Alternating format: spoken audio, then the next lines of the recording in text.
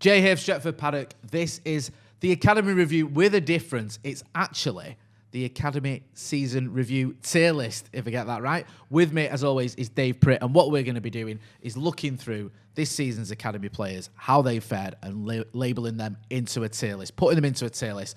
Dave, first of all, how are you doing? Not too bad. I mean, obviously, we watched the last game of the season here, didn't we? Yep. Did a Twitch watch-along. Switch. Wasn't the greatest game or result, but listen, it's been an all right season. The 18s, 1 point away from winning the league. 23s, it's been a bit average, but there's been some... Actually, we scored more goals than any other team, but we also conceded more than any other team. That's been our problem. Records are there to be broken, Yeah. and we're breaking records. We're going to go through all the Academy players, the ones that went out on loan, the ones that feature prominently for the Academy under 23s. If there's any, there might be one or two who haven't featured a lot that we don't look at because we've not put everyone in there because we'll be recording until tomorrow, won't we? Exactly. Yeah. There's some players that haven't featured enough to qualify, shall we say. Dave, what categories have you got the players into? So we've got first team. That means they're there. They should be part of the third team squad next season. Not all the time, but to be utilised. You know, get a squad number and maybe the occasional cup appearance or whatever, or a bit more. Then we've got nearly there, which is someone who's pushing but just needs that like in between area. Like probably too good for the Academy and not quite there yet, or something around those. You know, or given the right moment, they'll have the chance. Then we've just got the players who've been solid. Nothing wrong with that. Yeah, and then the final tier is room for improvement, and that's not criticising the players. This is just based on this season. Yeah, so they might have not had as many games as they'd have liked. They might not have had as many chances. Exactly. There's a player we'll talk about later in there who I'm a massive fan of, but they've not had the best of seasons. Yeah, we have to be honest, but we know these are young lads and they are all going to improve. You know, they're going to get better. So I think it's only fair that we look at it and all the different tiers there you can see. And also get involved in the comments. Let us know what you think as well as we go through this. Give us your shout and who you think's, you know, whether you think we've got it wrong or Dave's got it wrong. Yeah, he's doing the tier list. I'm just here to present. Yeah, you could, if you all let me know how wrong I am, that'll be Please great. do. Yeah, write on a piece of paper and tie it to a brick and just throw it through the office window. That's fine. Who do you want to start with, then, mate? We're going to start with a tier 1 first team. Oh, top tier. Yeah. And it's a top tier. It's a player who went out on loan.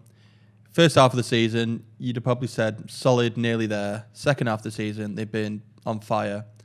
Because he went to a different club called Nottingham Forest, and that's James Garner. He's been, second half of the season, he's been superb. And not too long ago, last week, was it? He scored an absolute cracker. World. And he improved that Nottingham Forest team, and they probably would have been relegated if it weren't for him. I think you're right. I completely, for once, Dave, me and you in complete agreement there, because I used to come out with statements like, you usually roll your eyes, but I agree with that. They would have been relegated if it weren't for him, and if they'd got him earlier, they'd have won the Premier League. Oh, that's probably right. They'd have got promoted at Christmas. In all seriousness, no, he's had a fantastic second half of the season, hasn't he? Yeah, I mean, he started it well at his first loan, but... Was that Watford, yeah? Yeah, and then it seemed to go downhill. You know, not second half of the season, but the second half of his loan. It didn't look great for him. He just wasn't playing, and then it's ironic, really, because obviously Watford ended up winning the league. No, getting promoted, didn't they? Typical. But within a couple of days, he was at Nottingham Forest. They did a little video for us saying, like, presenting him, and I didn't like it because they showed the COVID test and stuck it right down his nose, and it's like bit much. Yeah, but hit the ground running, and he's been superb for them. Big fan, like you've been saying, what the Forest fans been calling him, Sergio Busquets. Yeah. Hey, seems fair, seems apt. Probably, you know, bit of a compliment there to Sergio Busquets. To be honest with you, I think Sergio Busquets is now called James Garner by his mates. He's got a poster of James Garner. That's what they call him. Yeah, the Spanish James Garner. But yeah, I mean, I've always been a fan of him ever since I first watched him a few years ago, and then he went into the 18s, was great. Probably when Greenwood had his amazing season, a lot of his goals were coming from Garner assists. Went to the 23s, been great, and then like I say, this season, especially second half of the season, he's been on fire. So for me, he's a first team player. Well, he's not a first team, but in the categories, he should be a first team player. Yeah, definitely. Hopefully he'll get a chance soon. I mean, he may well up getting another loan move, or he may say, you know what, you're ready for the squad now. But he's certainly had a fantastic loan spell at Nottingham Forest, and from what we've seen, I mean, You know, I remember going to under-23s a couple of years ago, and he was the player to watch. And he usually did the business as well. So can't wait to see what the future has in store for James Garner. Who's next on your list, mate? We're going to go for Dylan Hugerworth. Dylan Hugerworth. Who, for me, I really like him. He's a good player. He's goal scorer. He does this. But I've put him in solid category, the third tier, because he's doing well for the 18s. They're not scoring every week. He's been solid, but he's not been that next level.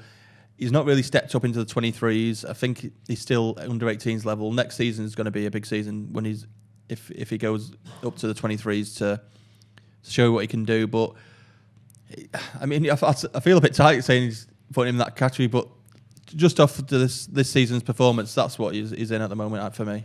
No, there's nothing wrong with that. I mean, you know, solid.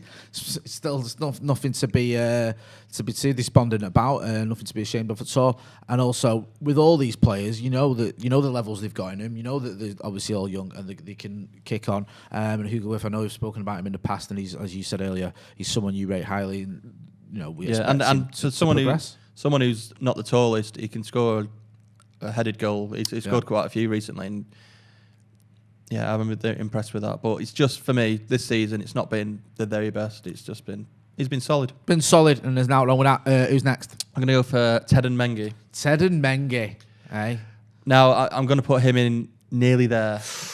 Because... I'll tell you what, Dave, you'll have upset a few people with that one, mate. That's a popular guy, as old Teden. I know, I love him, but this season at Derby, yep, it took him a while to get into the team. He wasn't always great in the games. I mean, he played him at right back sometimes.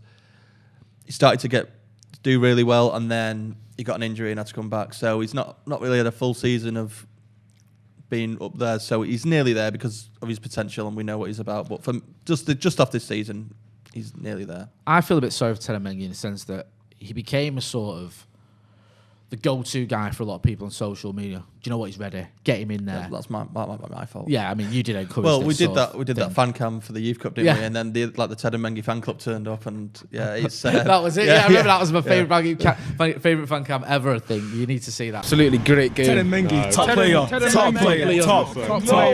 top centre back. No one went through Teden Mengi. Class won every header, and that's our Teden. That's him. Don't forget the name Teden Mengi, yeah? Is it how long till he's off to the first team then? When the loft's gone. Not long now.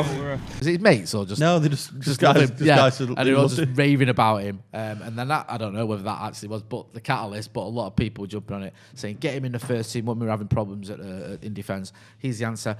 One day he probably will be, but not quite there yet. And this season shows that he's got a little bit to go. I need to learn his craft. Yeah, I think another loan for him next season would be ideal. Somewhere where he's going to play regularly and show him what he's all about. He's going to be a year older as well. I was going to say he's going to grow a little bit, but he's not. He's already massive. He's if he goes any bigger, it'd be scary. But yeah, he's a REIT unit, isn't he? Yeah, when he was like 15, he was like he made his debut for the 18s at 15, and I was like, how have they got this Norman Whiteside? How have they got this under 23s player for the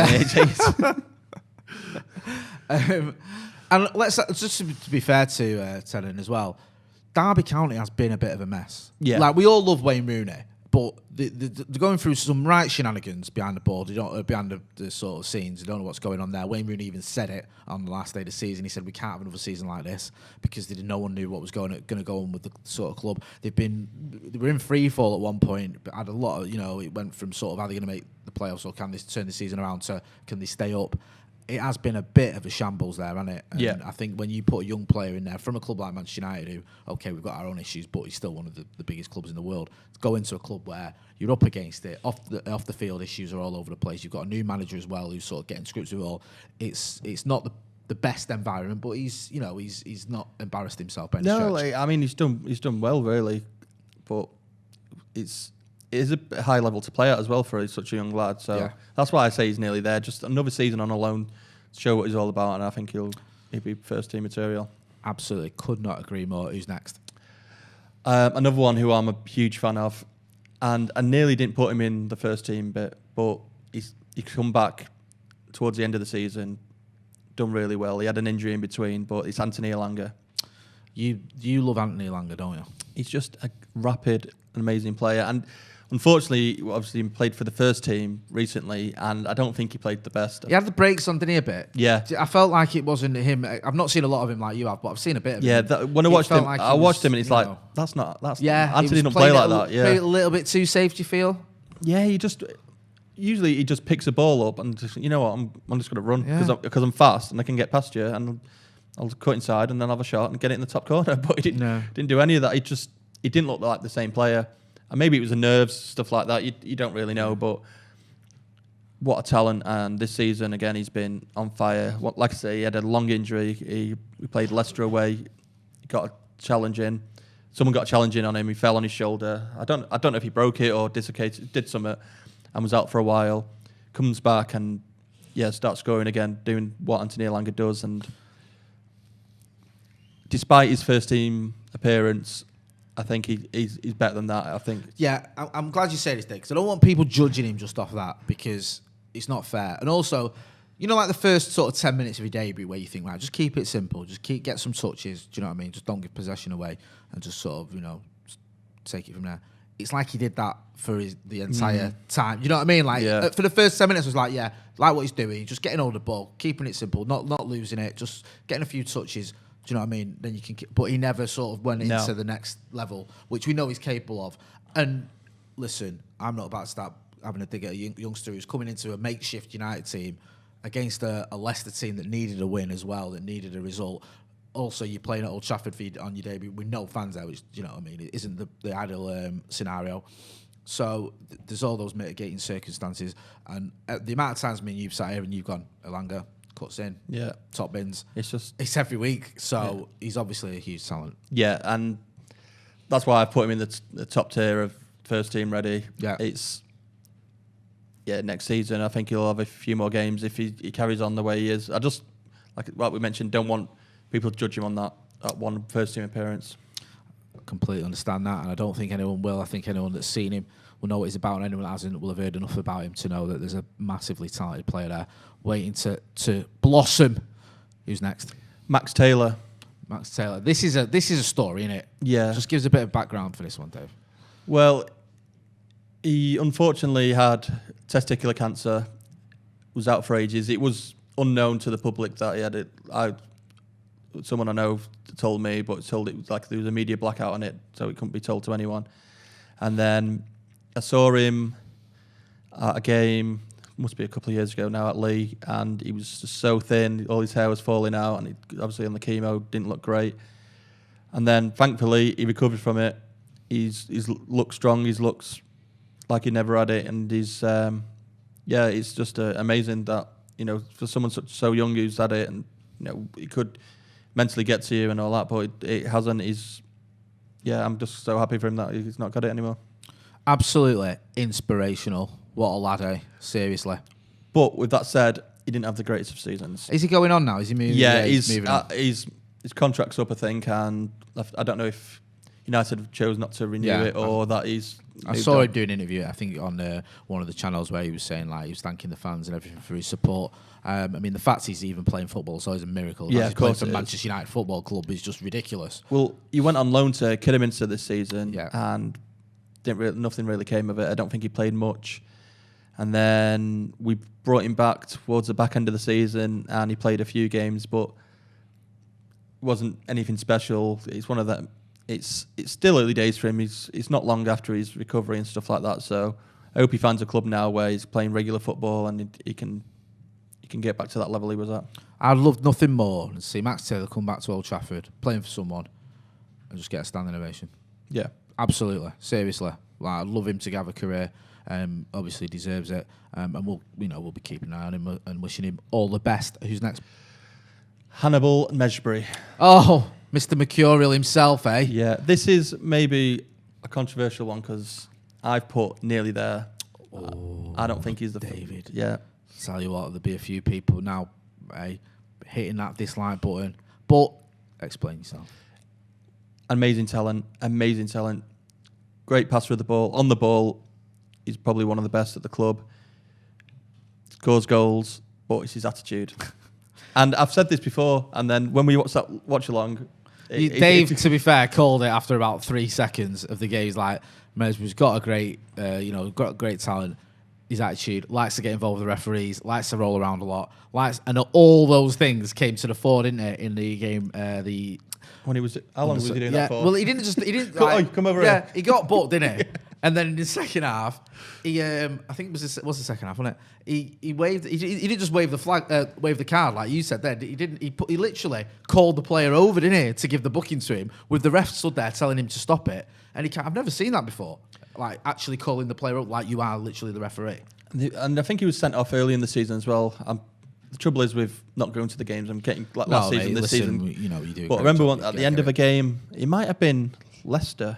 It might have been the game where Alanga got injured. Maybe I'm totally wrong. I get the old mold into one a bit. He took it into the corner, and the guy just fouled him. But he went on the floor rolling around.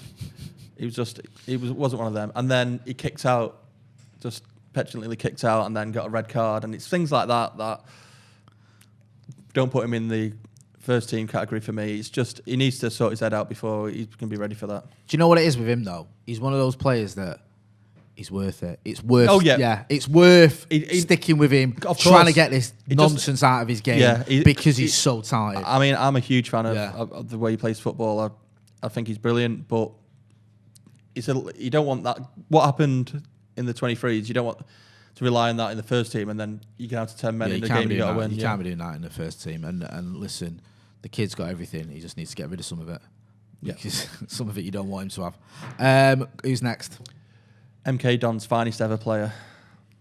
Easily, it's not even a debate. It's a fact. Yeah. Do you know what? Whether you want to call them MK Dons, Wimbledon, whatever. Yeah, add Wimbledon to that. This is their greatest ever player. The greatest player they've ever had in the history of either of those clubs is Mr. Laird. And he's just been on fire. I mean, the fact that they made a compilation video of him as he was leaving. It's like Eden Hazard. Have you seen it? Have you seen it? Not, but I will be watching it after this. Check it out. They put it on Twitter. It's amazing. It really is. And I don't know what more I can say about him. I've raved about him for years. He's a left back, right back, whatever you want to play him at. But this season he's been playing more of like a wing back, further up the pitch, and he's been on fire, absolutely on fire. It's so good to see Ethan Laird, because the only issue with Laird wasn't his ability, it wasn't his attitude or anything like that, if you want to use that word. It was just injuries. He just kept getting his injuries, didn't it? And you worry when the players like 16, 17 getting injuries, because it's like, is it going to permanently damage them? Are they going to recover? Some players never quite get over that, do they? And they never have the career that you want them to. But he's gone to MK Dons, got lots of minutes, and now, as you said, he's getting compilation videos made about him by the club. Not by fans, by the club. No, it's not like this isn't like Laird _97. This is the actual club have gone, let's put a video of him together because he's that good. Yeah, I don't know what more I can say about him. He's top tier, ready for the first team. He's class. And one of them, he could be back up to Aaron Wan-Bissaka, or we can just do what MK Dons has done. We need a right-sided player. Stick him further up. It's mad, isn't it? Because the Laird you've got, I mean, he's good defensively as well. There, oh, yeah, he's class defensively. He is, but going forward as well, he's just amazing. He's got it both. Yeah, that's the one thing Wan-Bissaka hasn't quite got both. He's amazing defensively.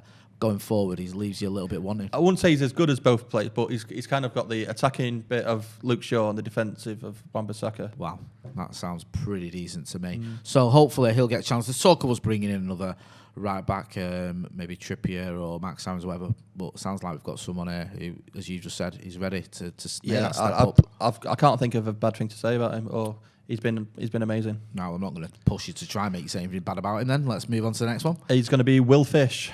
Will Fish. Now, talk to me about Will Fish, Dave. What's the script here? So he's an under-18 centre-back who's been playing more or less captain for the 23s. He's basically took Ted and Mengi's role as the lead. Yeah, I'm young. I'm a centre-back. I'm going to captain the 23s. Yeah, and he's been great.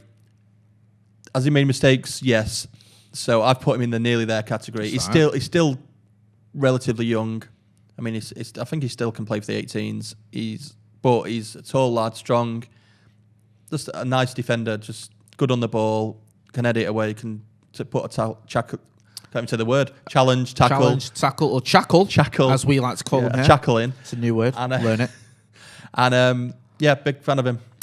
It's interesting with defenders, isn't it? Because you don't get 19, even 20-year-old defenders in Manchester United's first team. It's just unheard of, really, isn't it? Yeah. It's like you might get the odd one or two, who, like, a Paddy McNair or someone, but by and large, it's the players that play for Manchester United at centre back are usually mid-20s at least, if not a bit older, and a lot of them are big money signings. You look at our best ever defenders, going back to like Gary Pallister, Rio, Stam, Vidic. We brought them in. Even now, Harry Maguire. Yeah, it's very rare you get a youngster who gets into that first team at the age of 19 and sticks it through. So we have to be patient, don't we? A little bit, perhaps a little bit more with centre backs. You feel? Yeah, maybe. I mean, look at the centre. The two we've mentioned so far, we've had Fish and Mengi, both young lads, really young lads, who you can just see the talent in both of them. If they're still around United in the next few years, it's something we can look at as give them a shot in a cup game or something. But they're going to be there, and Ollie will know about them. If we ever have any problems centre back, they'll be ready to step in. But they're just that nearly there stage for me. Like I say, they're both young, and that's what's against him, really. No, definitely. And I think that in a manager like Ole Gunnar Solskjaer, you've got someone who's patient, who knows how to handle these youngsters, knows not to rush them in. He's almost like the best sort of balance, I feel, between like Van Gaal and Jose. Jose didn't want to give anyone a chance, and Van Gaal would literally go, "You've got your boots, you're starting." Yeah. And I'm like, what? Whereas Ollie's a little bit more reserved, but not too overly cautious. Who's next on the list? We're going to go for Zidane Iqbal. Zidane Iqbal, the greatest named footballer ever. It's a good name. Isn't it? Isn't it? It's a great name. Zidane Iqbal. I remember first I was at a game at the Cliff. It was a young age group. Yeah. And then just trying to get a grasp of who the players were and all that. And it was, he's called Zidane. And I was like, well, they must call him Zidane because he plays like him or something like that. I was like, no, his name's actually Zidane. I mean, to be fair, like, it's a great he's name. done well there. If you get a name Zidane, you've got a lot to live up to there. Yeah. So, he might have been not very good, but he's mint. Yeah, but I've put him in the solid category. Fair enough. And that's because he's had injuries this season. He's not played all that often. So, and he's still young. The club obviously think highly of him. They've got his contract recently. But yeah, I think he's had a solid season, but I wouldn't say nothing too over the top with it, if you know what I mean. Yeah, I mean, again, like you said, he's a player that's still learning his craft, got a contract. A little bit of pressure on him, I feel, as well. Maybe not a little bit of pressure, but a lot of expectation and hope. Of course there is. Because he's an Asian lad. Not just the names as well. Zidane Iqbal, that adds to it. And also, I think he's one of United's first ever players from an Asian background. I think so. British Asian. Yeah, British Asian background. So that in itself, there's a lot of British Asian lads who are looking up to him and hoping they can make the grade. And, just as a United fan, I'd love to see him make it. He's still got plenty of time as well. Because he signed his contract, people are saying, right, he's a first team player soon, but he's got plenty of time. He's playing for the 18s. He'll play for the 23s next year, see how he goes. Yeah, sounds promising. Who next? We're going to go for someone who, I'm not a big fan of at all. I know what you're going to say, yeah. It's Ethan Galbraith. I knew you were going to say that. I knew it. As soon as you had that little glint in his eye, I tell you what, Dave's going to be like a proud father when Ethan Galbraith makes it into the first team. Go on, what have you got for him? What do you think of him? I mean, anything other than first team is going to be the biggest shock in the history of this channel. For me, he's up there with Garner at the moment. Yeah. Obviously, Garner's done it in the Championship. Yeah. Done really well. Obviously, Galbraith's still in the 23s, but on the ball, he's unbelievable. He's passing left foot, right foot, long distance. He's shooting. I'm just a fan of his football. I think he's brilliant. You're always sort of pretty level-headed about these youngsters, Dave. I mean, you've been chatting for quite a while now, and I know, not just this season, past seasons, you don't tend to get giddy at everyone. It's like, when it's a Mason or someone like, you're like, this kid's got something special. But I've seen you being a bit more reserved with other players when some people have been hyping him up a little bit. But with Galbraith, you've been sort of singing this kid's praises for a little while now. It seems like he's a player that just genuinely gets you excited. I just love the type of football he plays, and it's one of them. If he doesn't make it United and goes somewhere else, I'll still keep my eye on him because I just like that style of football. It's direct. He can be direct at times. He can sit back. His passing, his range of passing is just amazing at the moment. I don't think there's anyone at that level in the club, the 23s or the loans, who's got that type of passing at the moment. So yeah, I'm a huge fan. First team ready. Love that. He should have been playing. It's a shame he hasn't played this season for the first team. Yeah, it is. It is a shame, and I know you've been sort of banging that drum for a long time, and I'm looking forward to seeing him in the first team as well. I'm sure it's just, he'll get some chance sooner or later, hopefully sooner rather than later, and Dave can be there and he's in the front row waving to him. He'll probably wave to you when he scores because he knows what a big fan of his you are. He on to me in Kazakhstan. Did it? Yeah. Well, I was with Alex Neil at the front, and then they were warming up, and you're like, oh yeah.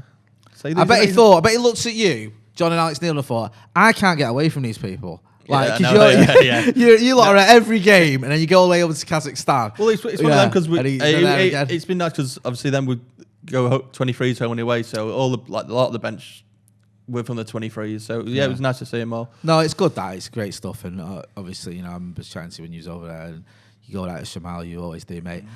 So keep your eye out for Ethan Galbraith. He's the one to watch from Dave Pritt, and he knows his stuff. Who's next? Another player who I'm a fan of is Dylan Levitt. Good luck with this one. But I'm going to put him in room for improvement. Yeah, because this is like slightly... It's a weird one. Unpredictable, shall we say. He's such a good player. But he went to Charlton on loan. Yep. Lebo, you there. Don't get me started. Didn't really help him out. Hey, we all like Leeds. Yeah, we do. And then comes back from there because he wasn't doing anything.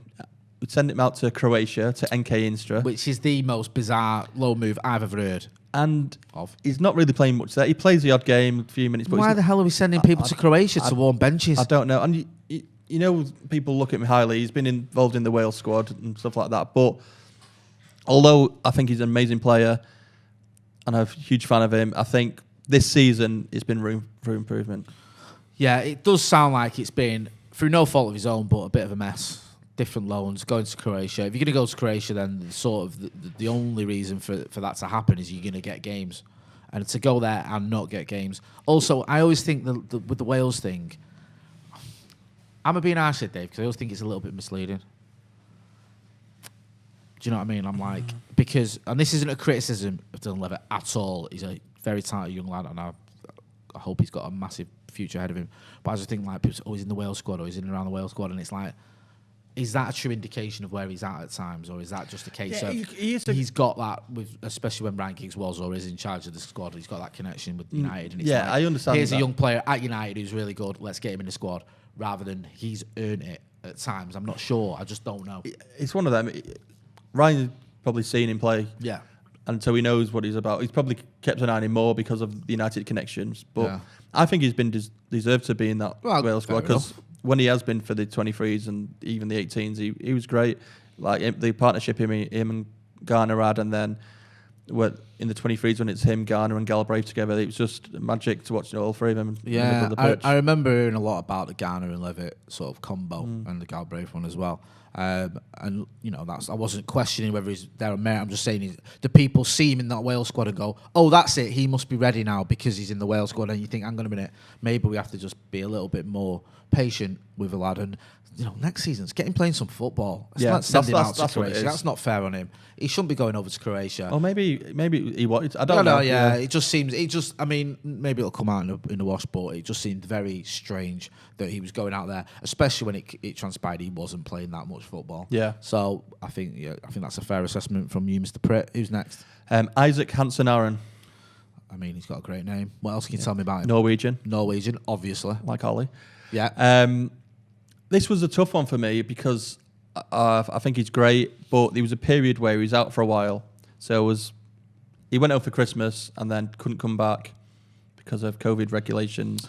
So I was up and down whether to do it. But since he's been back, he's been on fire. So I've gone for nearly there. Nearly there, which is a fair enough. He was going to be solid or nearly there, but he's been that good recently that I've put him. He's elevated himself. Yeah, he's under 18s player. Nearly there, so another season, then you can judge him after that whether he's going to be a first teamer. A few people have been doing the Twitch were asking about him, weren't they? And you having a little bit of a chat about him, so he's one to keep an eye on. I'm looking forward to seeing more of him because I haven't seen a lot of him at all. And you obviously rate him, so that's good enough for me. Who's next? Someone I'm going to say,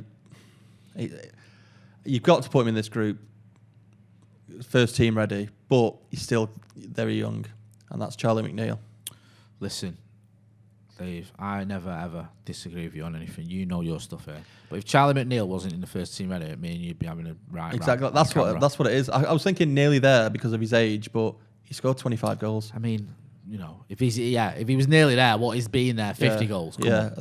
He's just been on fire. When I had the rumour that we were signing him, someone told me we were getting him. I did a bit of research and then saw how many goals he scored for City, and I was like, that's all and well scoring in the 14s, 13s, whatever, but for the under-18s at United, will he score that many goals? And the answer is yeah, he scored 25. The record as a youngster was ridiculous. Wasn't it? It was like 600 goals or something. 400, I don't know what it is. I remember doing the paper talk and I was picking up United stories, and I had this one, United linked with 600 goal youngster or something like that. And I thought, I immediately, forgive me for being all Brexit, I thought, maybe some kid who's been out in, playing in some, no disrespect, but some tin pot league somewhere abroad, and it's just like, you're beating teams like 87-0 or whatever. It's like, no, he's been playing for City's Academy and he's been banging in like, all these goals. And I was like, that's ridiculous. Like, is it misleading? Is this, is he going to be able to step up? And is there a reason why we're getting him? There's a reason why I got him, because he wanted to come to Manchester United, and he's just been on absolute fire. Breaking Mason Greenwood's record, I believe, as well, which I thought was a record that wouldn't be broken. Yeah, Greenwood's that season, he was on fire, but McNeill's just blown him away with the amount of goals he scored. It's ridiculous. So good to hear that. So good. So I had to put him in first team ready. In all seriousness, Dave, how far away do you think he is? I still think he's very young, and that's another issue. If you throw him in, he might be too much for him, and the physicality might not be there. So they're the only real issues. But he's a finisher. He scores with both feet. He's good. He's good. I think that good's an understatement. Good. He's all right. He's decent. Yeah. He'll do it. Not too shabby. Right. Okay. He'll do. Who's next? Charlie Savage. Charlie Savage, my favourite Savage. Not like Robert. Lily and Robert are my second and third, but Charlie's my first. Robert, I actually don't mind Robbie Savage. I think he's all right. I've done a couple of bits when I spoke to him in various media capacities, and he's always been all right. I've met him a couple of times. He's a nice guy. I think he's a bit like our own Stephen Hanson. Sometimes people get the wrong impression of him because of his on-screen persona. How's Charlie Savage been getting on this season? For me, I think he's had a great season. Yeah. And this was another one where I was in between. Was it solid or nearly there? But because he's had such a good season, I've said nearly there. I think he deserves that because he has been great. He's been in midfield for the 18s and just done the job, done it brilliantly. He's helped Mcneill score goals. He's set him up a few times. Made his debut for the under 23s. So all in all, I can't knock him. I think he's done really well. Fair enough. Done really well. Can't knock him. That's what I want to hear. And like all these players, a youngster who's got a bright future ahead of him, and really touching on it, the letter that Robbie Savage wrote to him. And if you saw that, he said that his dad wrote something similar to him. He wrote one to his son. It was published in a few of the papers, and regardless of what you think of Robbie Savage, if you didn't like the letter that he wrote to his son, then there's something wrong with you, because it was just very moving, very heartfelt, sort of very positive, and what you'd want to see any dad showing. Yeah, I remember a few years back he did that podcast with Andrew Flintoff. Oh yeah, and there's an episode of that where they talk about the letter that Robbie Savage's dad gave to him, and then he talks about Charlie. This was when Charlie, I think he was in the under 15s at the time, and it was about him worried about if he didn't make it, if he couldn't, how to tell him, and what he'd have to do. But at the moment, I don't think he'll have to worry about that. He's doing brilliantly. Yeah, that's what we like to hear. Not forget as well, Robbie Savage had to sort of fight his way into the Premier League, didn't he? Because was in United's academy, went down to Crewe, and then came back via sort of Leicester on it, and became a Premier League regular. So hopefully Charlie will have an easier passage to the top than that, and hopefully it'll be with Manchester United. Who's next? Mark Helm. Now this is one where I feel a bit tight putting him in the solid category, but he's been solid. Tell us a little bit about him. Where's he play? He's midfield and forward. He has got a couple of goals. I do like him. He's a good player, but he's been solid, and I think the club know that as well. And this is going to be his last season at United for us. Well, he's someone to keep an eye on, like all these youngsters, and as we've said many a time, just because you don't make it at Manchester United doesn't mean you're not going to make it. You're at the very top, and you say he's had a decent season. So, and look at the Premier League since its formation. How many players that have played for England? Yeah, who have come through the United academy? Who not necessarily played for our first team, but Michael Keane's a good example of someone who's sort of had a very good career and international recognition as well, and who didn't make it at Manchester United. And there's a lot. I mean, you can go to the Shawcrosses and the Bardsleys and all. There's quite a few, but yeah. Obviously, his journey is different than going through Manchester United's first team, but we wish him well. Who's next? We've got Deshawn Bernard. Deshawn Bernard. Now, this has been an interesting one, hasn't it? Tell us a little bit about his via Salford City. So he was at Salford with Richie Wellens, playing in a back three, the centre of a back three, every game, playing 90 minutes every game. Good. Apparently, amazing. Team of the weeks all the time. Good stuff. Gary Bowyer comes in and goes, nah, we don't want you there. New manager, new system. So we don't play him. And then I think they had a problem with a right back. So Deshawn filled in at right back and then started playing more games there. To be honest, I don't know how he did at right back. But towards the end, he got a red card and then that was the end of him. But so for that, I've put him as nearly there because for the majority of the season, he was, like I say, he was the main defender in that Salford team. He's playing every minute of every week, team of the weeks all the time. So, yeah, nearly there for me. It's good, though, that in a way, because the fact that he was a sort of stalwart of that defence and then lost his place, didn't let his head drop, got himself back in the team. Okay, he got a red card in the season, but it would have been easy for him to sort of be disillusioned, like what's going on here, and not sort of buckle down and knuckle down, and do what he needed to do, but got himself into that team. And Gary Bowyer's a manager with a lot of experience. And he wouldn't have picked him if he didn't think he was up to the job, regardless of whether it's injuries that have led that or not. So there's positives there, and I hope Deshawn Bernard does kick on next season. Me too. Yeah. Next one is Aliou Traore. Alou Traore, sorry. Yeah, he's one of 73 Traores in the football pyramid. Good name, isn't it? It is. I love that name, yeah, and there's loads of other Traores knocking about as well. We've been linked with about 8 of them. So he was on loan at Caen. The French team. Yeah.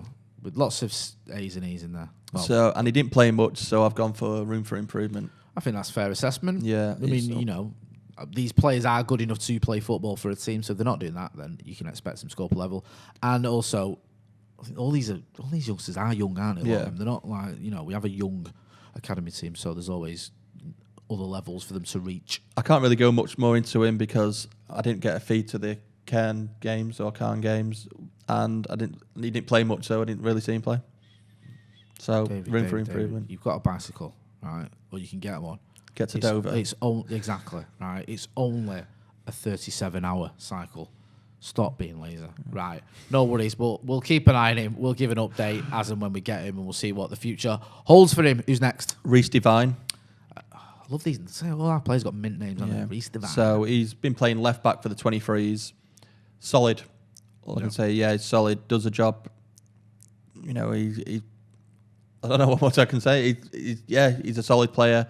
Unfortunately, it looks like this is going to be his last season at United. I didn't realise that. Is it? Yeah. He's been with us a long time. I've been a fan of him since he was in the 18s, and I think he has problems with his knees, kind of like what Jason Park had. Yeah. Where it hurts him to play, but he still plays every game, and that's such a shame, isn't it? Yeah, but I think got to give him credit for that. The fact that he plays through the pain to play each week, I think it's brilliant. I think some of these youngsters do need a bit more credit, to be honest with you, because they've got a dream of pursuing it. Some of them going through the pain barrier. They make a lot of sacrifices. I know a lot of lads who were at United as youngsters who never made it, and when I was going out at 15, 16, so were they. That's probably one of the reasons they didn't make it. And these lads sacrifice a lot. They buckle down, like you say. Sometimes carrying knocks and stuff. So if this is his last season at United, I'm pretty sure he'll find a club and do well because he's a solid player, like I've just mentioned.